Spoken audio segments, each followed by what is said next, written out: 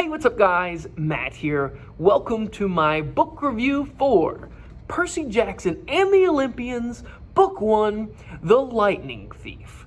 What you're going to see next is a computer-generated voice based on the text that I wrote in writing my review. It's a little funny. I just thought this would be fun. This is a fine book. I gave it a score that you'll see, but yeah, enjoy. Okay. I have started reading this September 13th, 2023. I originally read this book when I was in 7th grade, so I was only 12 or 13 when I first read this. That is crazy. At the time, it was the longest book I'd ever read, at 375 pages. I did, however, read 20 books that year. Wow. Small books, mind you. But, I loved reading books then, and now I love reading again. Written review. Well, I was pleasantly surprised with this book. I honestly didn't remember anything that happened in this book, besides the answer to a mystery that was answered near the middle of the book. I really enjoyed this book.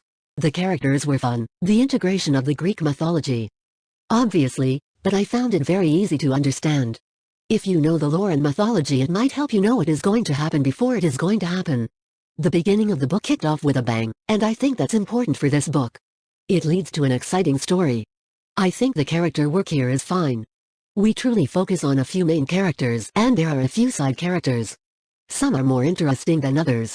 The story is part quest fantasy, with Greek mythology built in, as well as a road trip story.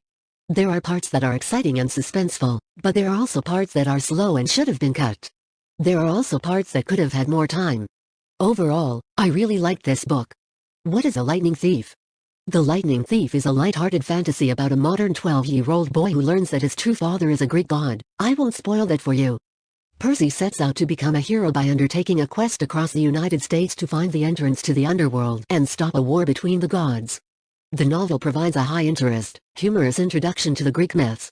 It works well if taught in conjunction with mythology, which is a core component of most English state curriculum frameworks.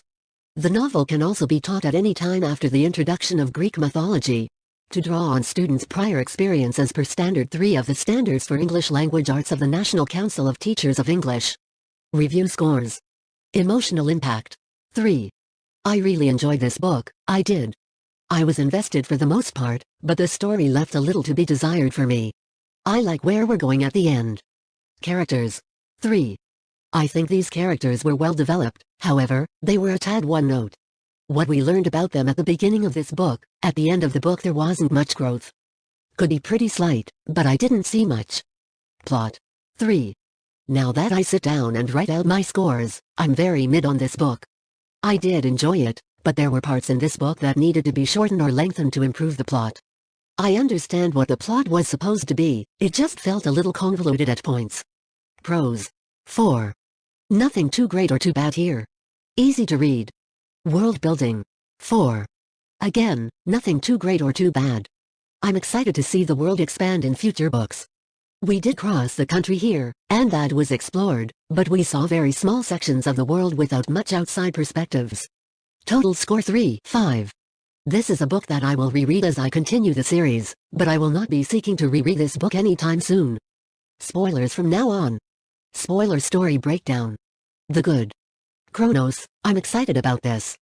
Kronos was like the big bad that was in the deep dark background for the whole story, and it looks like this is building into something very exciting for our characters. I am interested to what happens with the story from here. Percy, Annabeth, and Grover, the chemistry between these three was great. I really appreciated their teamwork and how they communicated.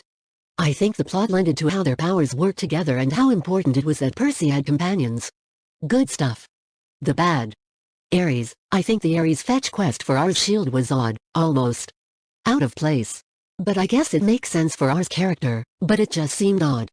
Like something Ares couldn't do, but I guess Ares had Percy do that so Percy could make a fool of himself for the gods.